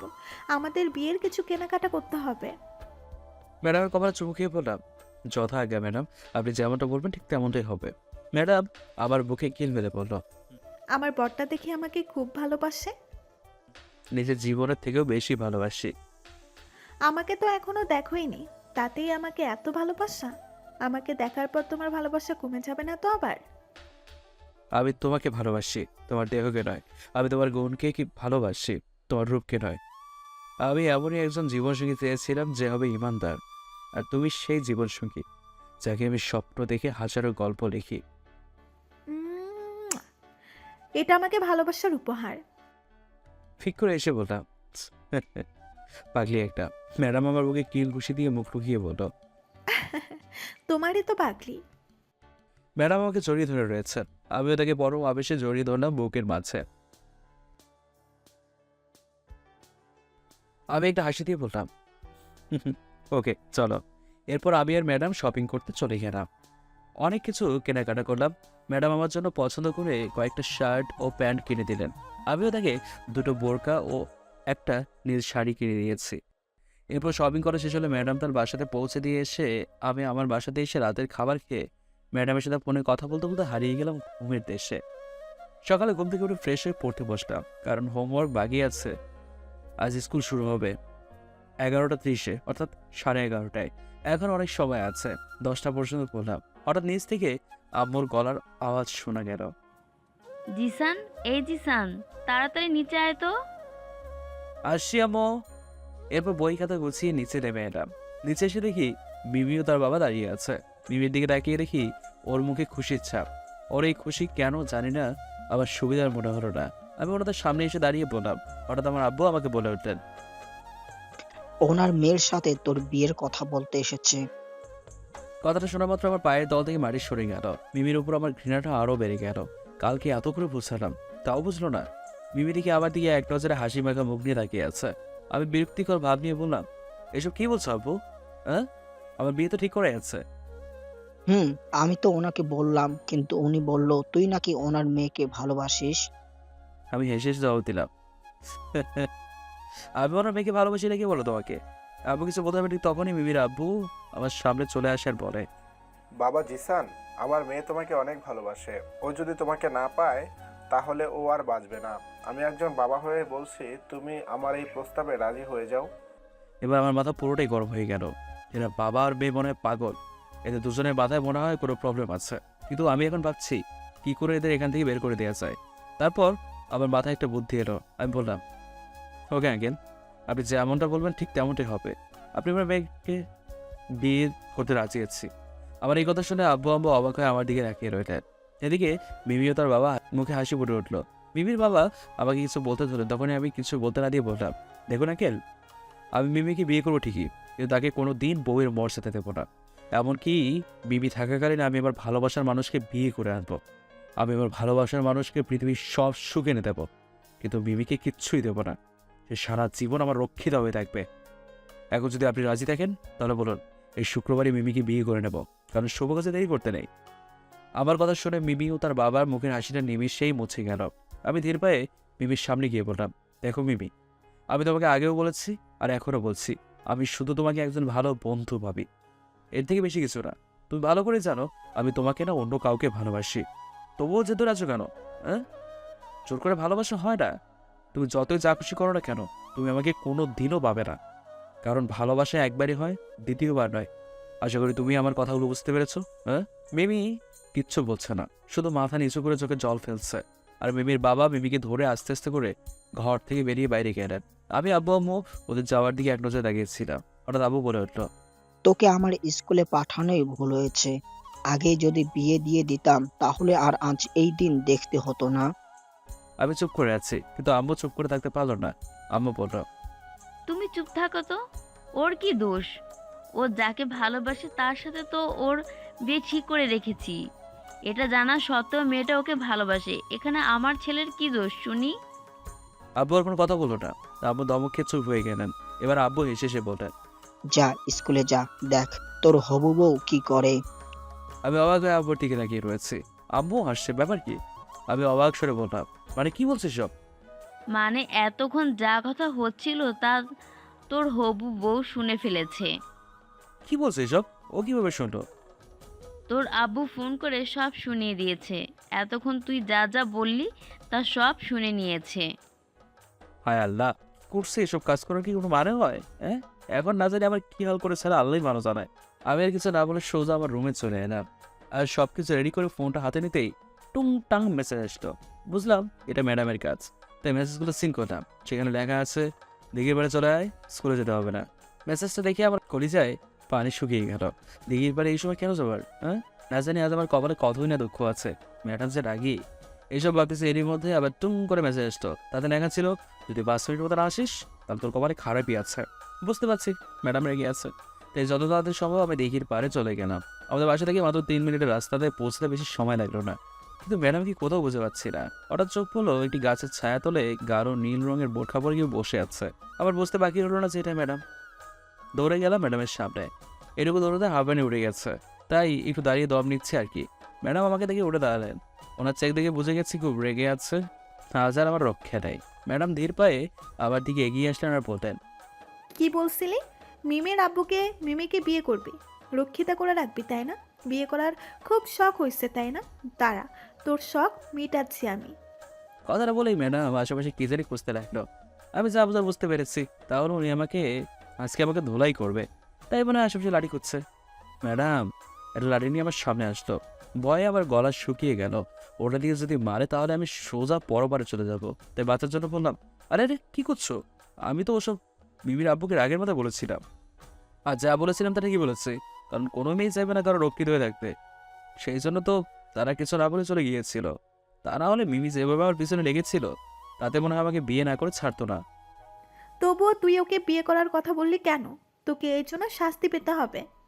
আমি একটু ঢং দেখিয়ে বললাম, আরে বাবু এমন করো না প্লিজ, তুমি তো জানো আমি তোমাকে ছাড়া আর কাউকে ভালোবাসি না। বিয়ে তো দূরের কথা, তুমি তো আমাকে ভালোবাসো, আমাকে কষ্ট দিয়ে তোমাকে ভালো লাগবে বলো? হুম। চুপ, একদম ঢং করবি না। আমি তোর এই মিষ্টি কথার প্রেমে পড়ছি না, বুঝেছিস? এখন কান ধর। কি? আমাকে কান ধরতে হবে? না না, আমি পারবো না, আমার কানে ব্যথা। এটা দেখেছিস? এটা দিয়ে মারলে সব ব্যথা ভালো হয়ে যাবে। যা করতে বলছি চুপচাপ কর, নয়তো। হয়তো কি টাস করে একটা বাড়ি মেরে দিল আমার পায়ের মধ্যে। একটু ব্যথা লাগছে, তবে এমন ভাব করলাম যেন খুব বেশি ব্যথা পেয়েছি। আমি অভিনয় করতে তো বললাম, ইস, ইস, ইস, তুমি আমাকে এভাবে মারতে পারলে? ইস, তোমাকে ভালোবাসি ভুল হয়েছে। তোমাকে না ভালোবেসে যদি মিমিকে ভালোবাসতাম, তাহলে আমার মার্কে তো হতো না, আর ওদের একটু বেশি পেতাম। কি বললি কুত্তা? ধর, তোর আতর খাওয়ার শখ মেটাইতেছি। বলে লাঠি দিয়ে আরও 2-3টা মারলো। এবার একটু জোরেই মেরেছে। মনে হয় কথাটা বলে ভুল করেছি, কারণ ম্যাডাম আরও রেগে গেছেন। তবে এবার ওনার রাগ ভাঙাতে পারবো না, তাই এটা বুদ্ধি করলাম। চোখের অনেকটা রাগ ভাব দেখাচ্ছি আমি, সেটা ম্যাডামের নজর এড়াটি। এবার আমি ইচ্ছে করে পেছনে মুখ করে চলে যেতে হতাম, আর চোখের আগে দেখি ম্যাডাম আমার দিকে আসতেছে, তাই আমি হাঁটার স্পিড বাড়িয়ে দিলাম। হঠাৎ করে ম্যাডাম পেছন থেকে আমার হাত টেনে ধরলেন। আমি তার দিকে তাকালাম। এই সময় দেখির পরে কোনো মানুষ নেই, তাই ম্যাডাম এই চান্স মিস করলেন না। আমাকে শক্ত করে জড়িয়ে ধরলেন আর মিষ্টি সুরে বললেন, কোথায় যাচ্ছ আমাকে ছেড়ে? বুঝতে পারলাম এখন রোম্যান্স করার চান্স পেয়েছি, এটা মিস করলে চলবে না। তাই রাগের ভান করে বললাম, আমার যেখানে খুশি সেখানে যাবো, তা তোমার কি? ছাড়ো আমাকে। না, ছাড়বো না। আমাকে একা রেখে যেও না প্লিজ। তাহলে আমাকে মারলে কেন? সরি, আর হবে না। রাগের মাথায় এসব করে ফেলেছি। আর তুমি মিমির নাম বারবার মুখে আনো কেন? তুমি জানো না ওর নাম শুনলে আমার মাথা ঠিক থাকে না। আর কখনো ওর নাম মুখে আনবে না। কেন আনবো না? মিমি আমাকে তোমার থেকে বেশি ভালোবাসে, এখন আমি ওর কাছে যাবো, ছাড়ো আমাকে। এই কথা শোনার পর ম্যাডাম আমাকে আরো শক্ত করে জড়িয়ে ধরলেন আর কাঁদো কাঁদো গলায় বললেন, আমি তোমাকে আমার নিজের থেকেও বেশি ভালোবাসি। প্লিজ আমাকে ছেড়ে যেও না। ম্যাডাম এবার আমার বুক থেকে মাথা তুললেন। আমি দেখলাম তার চোখ দিয়ে অশ্রু গড়িয়ে পড়ছে। তার চোখের পানি আমি একদম সহ্য করতে পারি না, এটা তো আমি চাইনি। তাই আমি তার চোখের পানি হাত দিয়ে মুছে দিলাম। ম্যাডাম আমার দিকে এক নজরে তাকিয়ে আছে। ম্যাডামকে বললাম, তো আমাকে এতক্ষণ মানে এবার একটু আদর করো। কি করব? আমার গালে একটা চুমু দাও। ইস, শখ কত। দেবে না? চলে যাবো? না, দিচ্ছি তো। দাও। ম্যাডাম যেহেতু আমার থেকে খাটো, তাই আমার পায়ের উপর পা রেখে দাঁড়ালেন আর দুই গালে দুটো চুমু দিলেন আর শেষটা কপালে দিলেন আর বললেন, এবার খুশি তো? কিন্তু তুমি বারবার আমার গালে চুমু দাও কেন? সেটা বিয়ের পর জানতে পারবে কেন তোমার গালে চুমু দিই। আচ্ছা, কিন্তু আমাকে আজ স্কুলে যেতে দিলে না কেন? দরকার আছে তাই। কি দরকার শুনি? একটু পর জানতে পারবে, এখন চলো। কোথায়? গেলেই জানতে পারবে, এখন চলো তো। আর কথা বললাম না, ম্যাডামের হাত ধরে হাঁটা শুরু করলাম। দিঘির পাড় থেকে মেন রাস্তায় এসে একটা রিক্সাতে চড়ে বসলাম। কিন্তু অবাক করার বিষয় হলো, ম্যাডাম আমার হাত ধরছেন তো ধরেছে রে, তার ছাড়ার নামই নিচ্ছেন না। এমন মনে হচ্ছে যে আমাকে ওনার কাছ থেকে কেউ কিনে নিচ্ছে আর উনি আমাকে তার সর্বশক্তি দিয়ে আটকে রাখার চেষ্টা করে যাচ্ছেন। হঠাৎ করে রিক্সাটা নিয়ে সবই মনের সামনে এসে থামলো, কিন্তু আমি এটা বুঝতে পারছি না ম্যাডাম আমাকে এখানে কেন আটান। তাই আমি ম্যাডামকে জিজ্ঞেস করলাম, এখানে কেন আমাকে নিয়ে আসলে? ভেতরে চলো, বুঝতে পারবে। তারপর রিক্সা থেকে নামলাম। ভাড়াটা অবশ্য ম্যাডামই দিলেন, কারণ উনি ভালো করে জানেন আমার কাছে এখন কোনো টাকা নেই। এরপর ভিতরে গেলাম। ম্যাডাম আমাকে কিছু পাঞ্জাবির কালেকশন দেখাচ্ছেন আর বললেন, কোনটা পছন্দ হয় তোমার? তোমার যেটা পছন্দ সেটাই আমার পছন্দ। তাই? আচ্ছা, ওয়েট। এরপর উনি আরও কিছু কালেকশন দেখাতে লাগলেন, কিন্তু আমি এটা বুঝতে পারছি না উনি কেন আমার জন্য এখন শপিং করছেন। কিছু বোঝানোর আগেই ম্যাডাম আমাকে একটা পাঞ্জাবির সেট ধরিয়ে দিয়ে বললেন, চেঞ্জ রুম এগিয়ে এটা পরে আসো। কেন? কি আর করবো, চেঞ্জ করে আসতে হলো। পাঞ্জাবিটা খুব সুন্দর বানিয়েছে, আর পাঞ্জাবিটা নীল ও আকাশি রঙের। ম্যাডামের বোরকার রং আবার পাঞ্জাবির রং একই। চেঞ্জ করে ম্যাডাম আমাকে দেখে বললেন, বাহ, খুব সুন্দর দেখাচ্ছে তো তোমাকে। হয়েছে, বলো এখন বলো এটা কিসের জন্য কিনেছো? একটু পরেই বুঝতে পারবে। আমি আর কথা না বলে চুপচাপ ম্যাডামের কর্মকাণ্ড দেখতে লাগলাম। এরপর আমরা মল থেকে বেরিয়ে এলাম এবং ম্যাডামের আগের মতোই আমার হাতটা ধরে রইলেন। অতঃপর ম্যাডাম একটা রিক্সা ডাকলেন। এরপর আমি আর ম্যাডাম রিক্সাতে চড়ে বসলাম। রিক্সাওয়ালা ম্যাডামকে বললেন, কোথায় যাবেন ম্যাডাম? আপনি চালান, আমি যেখানে থামতে বলবো সেখানে নামিয়ে দিবেন। আচ্ছা। বলেই বেটা রিক্সা চালাতে লাগলো। হয়তো সে বুঝতে পেরেছে জায়গার নাম বললে আমি চিনে ফেলবো। কিন্তু যদি ম্যাডাম থামতে বললেন, বুঝতে পারলাম এখানেই নামতে হবে। তারপর ভাড়া মিটিয়ে দিলেন ম্যাডাম। পাশে লাগিয়ে দেখি আমার ছেলেবেলার বন্ধু রাকিব ও হৃদয় দাঁড়িয়ে আছে। দুজনে আমার সামনে এসে একসাথে বলল, মামা শেষ পর্যন্ত কাম বাড়ি দিয়ে দিলি? ওদের কথার মানে আমি বুঝতে পারলাম না। অনেকদিন পর দেখা হলো, হালকা গলা না মিলে কি সব আবল তোর বলছে। হ্যাঁ, কিছু বুঝতে না পেরে এসে বলতাম, হে তুই কি পাগল হয়েছিস? হ্যাঁ, কিসব বলছিস? কিসব আবল তোর বলছিস? হ্যাঁ, পরক করে রাকিব বলতো, আবল তাবল কিরে মামা? তলে তলে তো কাম বাড়ি দিয়েই দিছ, আমাদের একটা বারও জানানোর প্রয়োজন মনে করলে না। কি বলছিস এসব? আমি তো কিছু বুঝতে পারছি না। হঠাৎ পেছন থেকে কেউ একজন বলে উঠলো। মানেটা আমি বলছি। পেছনটা তাকিয়ে দেখি আমার আব্বু আর আম্মু। আমি ভাবছি তারা কিভাবে জানলো আমি এখানে। হ্যাঁ আব্বু, তোমরা এখানে কি করছো? আমরা এখানে তোর জন্যই এসেছি। আমরা এখানে না আসলে কাজটা সম্পূর্ণ হবে কিভাবে? মানে বুঝলাম না, কি বলছিস সব? সব কিছু একটু ভেঙে পড়বে? হ্যাঁ, কারো কথার আগামাতে কিছু বুঝতে পারছি না আমি। পাশে তাকিয়ে দেখ। আমি ডান দিকে তাকিয়ে দেখি একটা সাইনবোর্ড, সেখানে লেখা রয়েছে কাজী অফিস। কয়েক মুহূর্ত আমি সেদিকে তাকিয়েছিলাম, কি বলবো কিছুই বুঝতে পারছি না। হঠাৎ করে ম্যাডাম আমাকে ধাক্কা দিয়ে বললেন, এই যে আপনি এভাবে কি দেখছেন? কিছুটা ভ্রু কুচকে জবাব দিলাম, এসবের মানে কি? মাঝখান থেকে আব্বু বলে উঠলো, মানেটা আমি তোকে বলছি, শোন। কাল রাতে বৌমাকে আমাকে ফোন দিয়েছিল, আর ওকে নাকি একটা লোক ফোন দিয়ে হুমকি দিয়েছে তোর জীবন থেকে সরে যেতে। লোকটা আরো বলেছে যদি নীলার সাথে তোর বিয়ে হয় তা না হলে নীলাকে মেরে ফেলবে। আমি তো ভয় পেয়ে যাই আর বৌমার কাছ থেকে নাম্বারটা নিয়ে ফোন দেই, কিন্তু বন্ধ দেখাচ্ছিল। কিন্তু হঠাৎ করে সকালে মিমির আব্বু এলো তোর আর মিমির বিয়ের কথা বার্তা বলতে। তখন আমি মিমির আব্বুকে অনেক বোঝানোর চেষ্টা করেছিলাম, কিন্তু তিনি আমাকে টাকার লোভ দেখায়। আমি নিষেধ করলে উনি জানিয়ে দিলেন যে কাল রাতে শুধু নীলাকে মারার হুমকি দিয়েছে শুধু। এখন তাহলে কাজটা করে দেখাতে হয়। তুই তখন নিচে আসছিস, তারপর কি কি হলো তা তো তুই জানিসই। আমি মিমির আব্বুর নামে থানাতে কেস ফাইল করেছি। পুলিশ আমাকে কথা দিয়েছে ওনার দ্বারা আমাদের কোনো ক্ষতি হবে না। তবুও নীলামার মন মানছে না, ও চায় না তোকে ছাড়া আর এক মুহূর্তে থাকতে। না জানি মিমির বাবা কখন কি করে বসে। একবার বিয়েটা হলে তখন আর কিছুই করার থাকবে না। এই জন্যই আমাদের এখানে আসা। আর এখনই তোর ম্যাডামের বিয়ে। আমরা আগে থেকে সবকিছু রেডি করে রেখেছি। এখন বাকি কাজটা তোর দ্বারাই সম্ভব হবে। আব্বুর কথাগুলো মন দিয়ে শুনছিলাম। এত কিছু হয়ে গেল, কিন্তু তারা আমাকে একটি বারো কিছু জানানোর কথা মনে করলেন না। হ্যাঁ, আমি ম্যাডামের দিকে এক নজর তাকিয়ে আছি। আমার চোখে রাগ না, অভিমান। আমি কিছুই বুঝতে পারছি না। ওনার জায়গায় অন্য কোনো মেয়ে থাকলে হয়তো আমাকে এই কথাগুলো জানাতো, কিন্তু ম্যাডাম আমাকে এ বিষয়ে জানাননি। কিন্তু উনি তার কিছুই করেননি, উল্টো কাজ করেছেন। আর আব্বুকে বলে বিয়ের ডেটটা আরও এগিয়ে নিল। বুঝি না এই মেয়েদের মাথায় কখন কি চলে। প্রথমে বিয়ের কথা বললে শরম পায়, কিন্তু ঘরে গিয়ে দরজা লাগিয়ে নাচানাচি করে। আমি তো টেলিভিশন দেখছিলাম, মেয়েরা লুঙ্গি পরে লুঙ্গি টেস্ট দেয়। এটাই মেয়েদের স্বভাব। যাক গে, তুই এখন আমি কি করবো? দাঁড়িয়ে দাঁড়িয়ে এসব ভাবছিলাম। হঠাৎ করেই সাদা রঙের একটা কার এসে আমাদের সামনে দাঁড়ালো। আমি গাড়ির দিকে করে তাকিয়ে আছি, কারণ গাড়ি থেকে যারা নামলো তারা হলো আমার খালামণি ও তার বর। আব্বু ওনাদের দেখে ওনাদের কাছে গিয়ে শুভেচ্ছা বিনিময় করে নিল। তারপর আম্মুও গেল। এবার খালামণি ও তার বর মানে আমার খালু আমার সামনে এসে দাঁড়ালেন।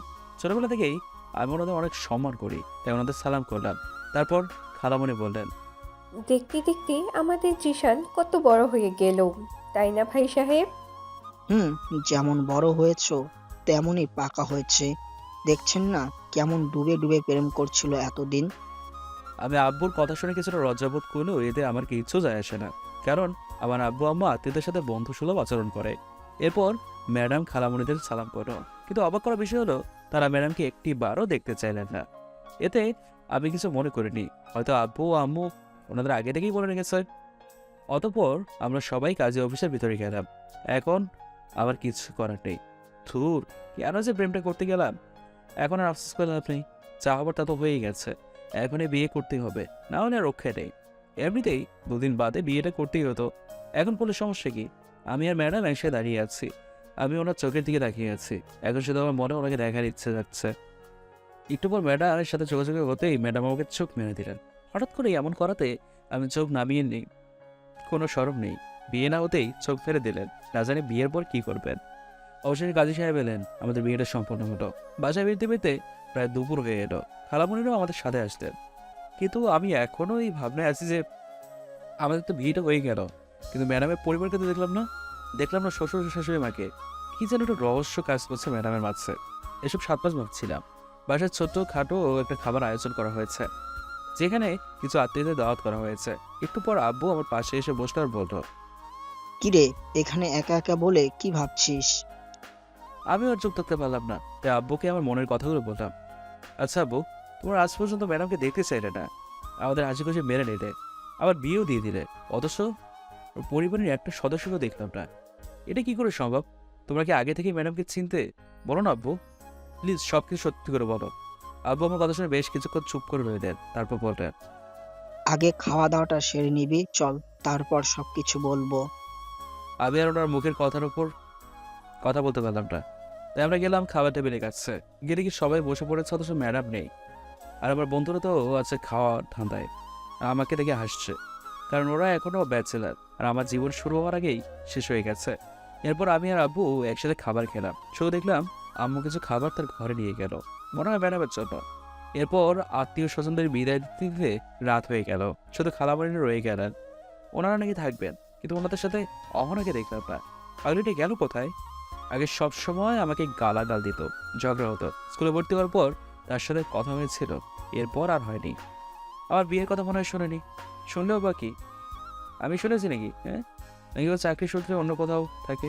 সেই যে ছোটবেলা থেকে দেখেছি আর দেখিনি, শুধু মাঝে মধ্যে ফোনে কথা হতো। এসব চিন্তা মাথা থেকে ঝেড়ে ফেললাম। এখন বন্ধুদের সাথে ছাদে বসে আড্ডা দিচ্ছি। কিছুক্ষণ পরে চলে যাবে ওরা, জানি না আবার কবে দেখা হবে। আড্ডা দিতে দিতে রাত 11টা বেজে গেছে। বন্ধুরাও বিদায় নিয়েছে। এখন আমি একাই ছাদে দাঁড়িয়ে আছি। হঠাৎ আব্বু এসে আমাকে বলেন, কিরে, এখানে একা একা দাঁড়িয়ে দাঁড়িয়ে কি ভাবছিস? যা ঘরে যা, বৌমা একা আছে রুমে। আমার আবার সেই প্রশ্নগুলোর কথা মনে পড়ে গেল। আমি আব্বুকে হেসে হেসে বললাম, আমি কিন্তু এখন আমার প্রশ্নের উত্তর পেলাম না আব্বু। আব্বু হেসে হেসে বলেন, ও, এই কথা, যা রুমে যা, তোর সব প্রশ্নের জবাব পেয়ে যাবি। তাই আমি ছাদ থেকে নিচে নামছিলাম। হঠাৎ আবার ফোনে এটা কল এলো। ফোনটা বের করে দেখি এটা অচেনা নম্বর। তাই ফোনটা রিসিভ করে এটা সালাম দিলাম, কিন্তু কোনো জবাব পেলাম না। আবার বলতাম, কে আপনি? এবার শোনা গেল একটা চাপা কান্নার আওয়াজ। হ্যাঁ, কেউ কাঁদছে। আমি অবাক হয়ে বললাম, কে আপনি? কাঁদছেন কেন? এবার উপাস থেকে বললো, আমি তোমাকে নিজের থেকেও বেশি ভালোবেসেছিলাম, আর তুমি তার এই প্রতিদান দিলে। এখন আমি কি বলবো তাকে? তাই কান্না শুনে সত্যি নিজেকে অপরাধী মনে হচ্ছে। মনে হচ্ছে আমি তার ভালোবাসা নিয়ে সত্যিই খেলা করেছি, কিন্তু সেটা সত্যি নয়। আমি তো শুধু একজন ভালো বন্ধু হয়ে তার সাথে কথা বলতাম। এরই মধ্যে সে আবার বলল, আমি তোমাকে নিজের থেকে বেশি ভালোবাসি, তাই আমি চাই তুমি সবসময় সুখে থাকো। তুমি ভালো থাকলে আমি ভালো থাকবো। তোমার ভালো থাকার মাঝে আমি আমার ভালোবাসা খুঁজে নেব। আমাকে ক্ষমা করে দিও বেবি। ভালো থেকো, আল্লাহ হাফেজ। এই বলে ফোনটা কেটে দিল সে। একটা দীর্ঘশ্বাস ফেলে নিচে নামলাম। 12টা বেজে গেছে। আজ মনে হয় ম্যাডাম আর 12টা বাজিয়েই ছাড়বে। তাই বাসার ঘরে দরজার সামনে এসে দাঁড়ায় রইলাম। আবারও ফোনটা বেজে উঠলো। দেখি অহনা, মানে আমার খালামণির মেয়ে, ফোন দিয়েছে। খুব খুশি হলাম পাগলিটার ফোন পেয়ে। আমি ভাবিনি ও আমার সময় ফোন দেবে। মনে হয় আবার বিয়ের খবর পেয়ে গেছে। তাই দেরি না করে দরজার সামনে দাঁড়িয়ে কলটি রিসিভ করলাম। সাথে সাথে ও ওপাশ থেকে রাগী কণ্ঠে বলল, কুত্তা, কার সাথে এত রাতে কথা বলছিলি? কখন থেকে ফোন দিতেছি, শুধু বিজি দেখাই। ও বুঝেছি, নতুন বউ পেয়ে আমাকে ভুলে গেছিস, তাই না? তোর পাগলি, এমন কিছু না। এটা অনেক বড় কাহিনী, তোমাকে পরে বলবো। আমার বিয়েতে খালামণি এলো, তুই এলি কেন রে? জানিস তোকে কত মিস করেছিলাম। এত মিস করেছিস তো আমাকে বিয়ে করলেই পারতি, তাহলে সবসময় তোর চোখের সামনে থাকতাম, কখনো চোখের আড়াল হতাম না। ইস, শখ কত আইসে আমাকে বিয়ে করতে। তোর মতো পাগলি গিয়ে বিয়ে করবে? আমাকে কি পাগল পেয়েছিস নাকি? ও যা, বাসর কর গিয়ে, আর বিড়ালটা একটু সাবধানে মারিস। বাসা করে বিড়াল আসবি কোত্থেকে? ভেতরে যা, বুঝে যাবি। আচ্ছা, কিন্তু তুই কখন আসবি? মনে কর আমি তোর আশেপাশেই আছি। মানে কি বলছিস তুই? আমি কিছু বুঝতে পারছি না। কিছু না, যা ভেতরে যা, অনেক রাত হয়েছে, বাসর কর যা। যা, ফোনটা কেটে দিল। কি বললো কিছুই বুঝতে পারলাম না। আচ্ছা তাহলে ভিতরে যাই, তা নাহলে আমার 12টা থেকে 24টা বাজিয়ে দেবে নীলা। তাই সব কিছু ভুলে এক বালতি সাহস বুকে নিয়ে ঘরের দরজা খুলে হাসি মুখে ভিতরে ঢুকলাম। ভিতরে ঢুকে অবাক হই, কারণ আমার বউ নীলা একটা বোরকা পরে বিছানায় এক করে বসে আছে। হাতেও পায়ে মোজাও সুন্দর করে হিজাব করেছে। আমি তো দেখে মুগ্ধ হয়ে গেলাম। আমাকে দেখে সে উঠে এসে আমার পাশে সালাম করলো। আমি বোকার মতো তার দিকে তাকিয়ে আছি। আমার এরকম করে তাকিয়ে থাকা দেখে আমার বউ নীলা বলল, এই যে আপনি এভাবে কি দেখছেন? দেখছি আমার বোরকাওয়ালি বউটাকে যতবার দেখছি ততবারই প্রেমে পড়ে যাচ্ছি। তাই আমাকে এত ভালোবাসো? জি হ্যাঁ ম্যাডাম। কেন, কি হয়েছে আপনার? কিন্তু আমার একটু কষ্ট হচ্ছে। আমি তার হাত দুটো ধরে আমার কাছে টেনে নিলাম। সে লজ্জায় তার চোখ নিচে নামিয়ে ফেললো। আমি তাকে হালকা করে জড়িয়ে ধরাই সে বলল, এই যে কি করছেন শুনি? আমার বউটাকে দেখতে ইচ্ছে করছে। তা মুখে বললেই পারেন, তা না করে দুষ্টামি করছেন কেন? আচ্ছা তাহলে এবার তোমাকে দেখাও। আমি আর তোমাকে না দেখে রাখতে পারছি না। আপনার তো হাত আছে, নিজেরই নিকাবটা খুলে এই দেখে বলেই নিন। সে এসে দিল। আমি ওর হাসি শুনে ক্রাশ খেলাম। তাই আর তার পেছনে গিয়ে নিকাবটা খুলে দিলাম। আর দেরি না করে সামনে গেলাম নীলার। ভয়ে আমার কলেজে থেকে প্রাণ চায় চায় অবস্থা হলো। কম করে হলো 3 থেকে 4 বার পিছিয়ে গেলাম। অবাক হয়ে তার দিকে তাকিয়ে আছি। ভাবতেও পারিনি এত বড় একটা শট খাবো। আর মুখ দিয়ে হঠাৎ করে বেরিয়ে এলো, অহনা তুই? হ্যাঁ, আমার সামনে দাঁড়িয়ে আছে আমার খালাতো বোন অহনা। এটা দেখে আমি কথা বলার ভাষায় হারিয়ে ফেললাম। আবার অবাক দৃষ্টি তাকিয়ে থাকতে দেখে অহনা দুষ্ট হাসি দিয়ে বলল, এই যে এইভাবে কি দেখছেন? এইভাবে আমাকে পছন্দ হয়নি নাকি ভাবতে পারেননি আমি হব? তুই এখানে কি করে আসলি? আর আমার বোন নীলা কোথায়? তুই ওর পাশে পড়ে আসিস কেন? ওই মুখ সামলে, আমি তোর স্ত্রী নীলা। কি বলছিস সব? তোর নাম তো অহনা। ধুর গাধা, ভুলে গেছিস? আমার পুরো নাম তো অহনা জাহান নীলা। ওর কথা শুনে আমি চুপ করে গেলাম। তার মানে আমি এতদিন যার সাথে প্রেম করেছি সে আর কেউ নয়, সে আমারই খালাতো বোন অহনা। আমি অবাক হয়ে বললাম, তার মানে তুই এতদিন আমার সাথে ম্যাডামের সাথে প্রেম করেছিস? ওই তুই কি বলছিস? এসব আমি অভিনয় করব কেন? আমি তোকে সত্যি ভালোবাসি, তাই তো তোকে পাবার জন্য এত কিছু করলাম। কিন্তু কবে থেকে ভালোবাসিস? আচ্ছা তাহলে শোন, মনে পড়ে ছোটবেলায় তুই আমি পুতুল খেলা চলে বড় বউ খেলতাম, আর তুই আমার গালে একটা কিস করেছিলি। সেদিন থেকে আমি মনে মনে ঠিক করেছি তোকে বিয়ে করবই, আর কাউকে নয়। আমি ছোটবেলা থেকে এই দিনটার জন্যই অপেক্ষা করছিলাম। আমার ভার্সিটি জীবনের শেষ দিনে তোকে আমার মনের কথা বলতে চাইছিলাম, কিন্তু পরে শুনলাম তুই নাকি আবার পড়ালেখা শুরু করেছিস। এটা শুনে আমার আশাটা ভেঙে গেল। তবুও আমি হাল ছাড়িনি। তুই ভালো করে জানিস আমি তোর আব্বু আমাকে তার মেয়ের মধ্যে দেখে।